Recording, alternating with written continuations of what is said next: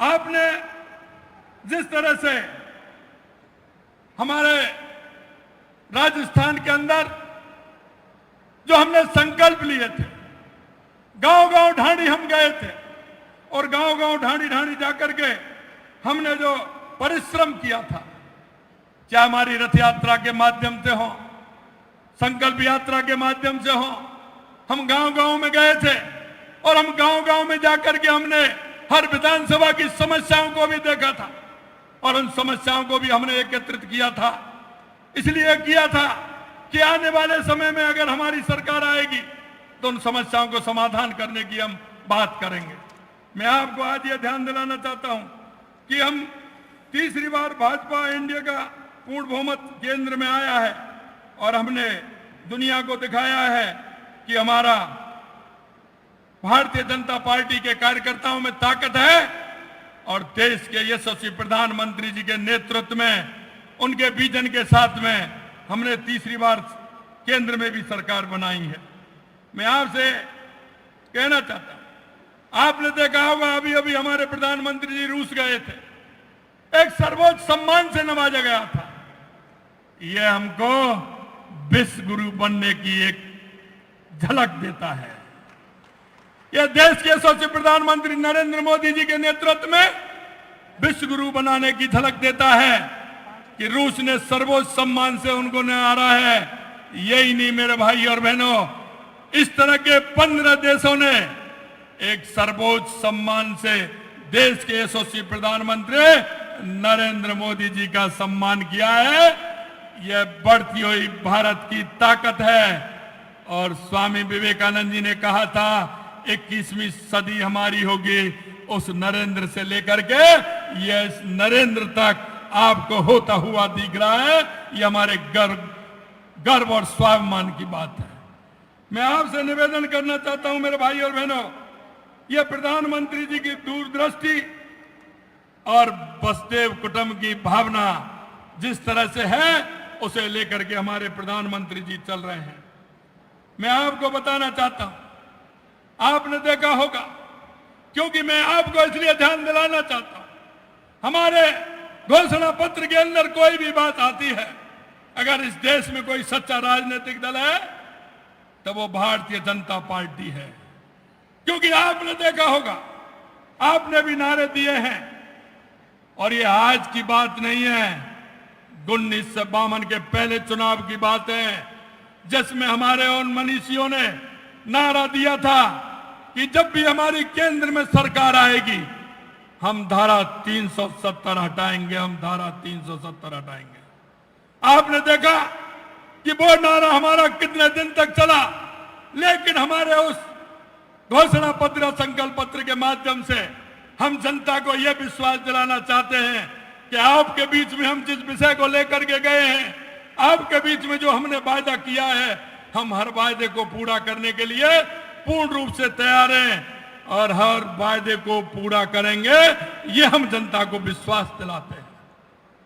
और वही विश्वास हुआ कि कश्मीर के अंदर इतने दिन के बाद जब पूर्ण बहुमत की सरकार आई तो धारा 370 को हटाया गया। हमारी सांस्कृतिक विरासतें जिस तरह से आताताइयों ने उनको बर्बाद करने का काम किया, उनको मिटाने का काम किया, हमने अपनी सांस्कृतिक विरासत को भी बढ़ाने का काम किया है।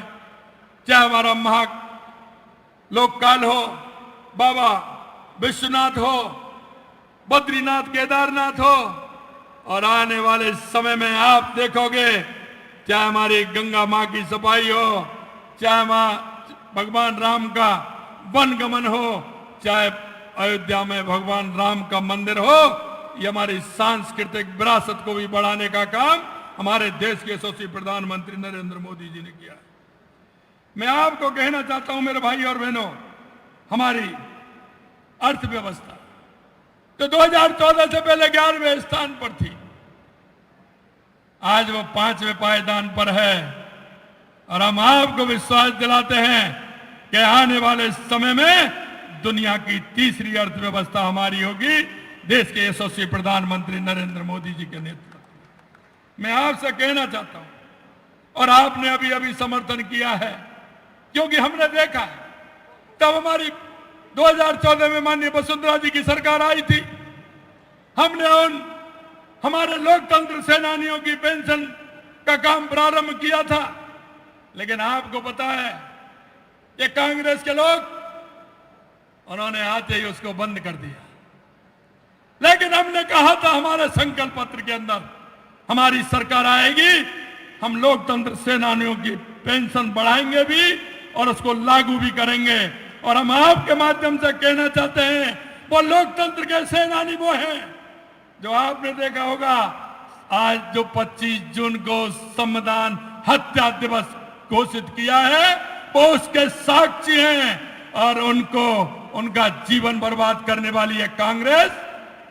इसका जीवन बर्बाद करने वाले वो कांग्रेस के लोग जिन्होंने हमारे उन ऐसे लाखों कार्यकर्ताओं को जिन्होंने जेलों के अंदर बंद कर दिया, 18-18 महीने 19-19 महीने उन्होंने जेलों में बिताई। उनके परिवार खंडित हो गए, विखंडित हो गए, लेकिन उन्होंने लोकतंत्र की रक्षा के लिए इमरजेंसी के अंदर अपने आप को समर्पित कर दिया। हमने कहा था, और मैं धन्यवाद भी देना चाहता हूं देश के यशस्वी प्रधानमंत्री नरेंद्र मोदी जी का, कि उनके नेतृत्व में संविधान हत्या दिवस घोषित किया गया है। क्योंकि अगर आप उनके जीवन की बात सुनोगे, कभी आप उनके पास बैठोगे, लोकतंत्र सेनानियों के पास, जब आपको वो अपनी व्यथा बताएंगे तो आपके मन के द्वार भी खुलेंगे।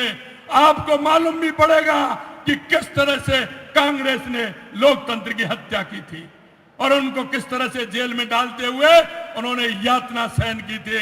हमने कहा कि हम उनकी पेंशन भी बढ़ाएंगे और आगे आने वाले समय में विधेयक ला करके उनको रेगुलर भी करेंगे और आने वाले समय में उनको और भी लाभ हम देने वाले हैं।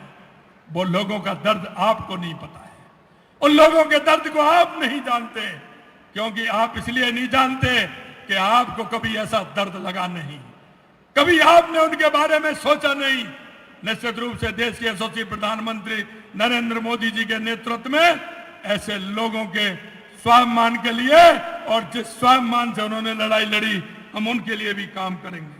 मित्रों, मैं आपसे कहना चाहता हूं, मैं आपसे निवेदन करना चाहता हूं, देश के यशस्वी प्रधानमंत्री नरेंद्र मोदी जी ने एक कर नीति, एक शिक्षा नीति, एक देश एक राशन कार्ड, जिस तरह से कार्यक्रम माननीय प्रधानमंत्री जी ने हाथ में लिए हैं।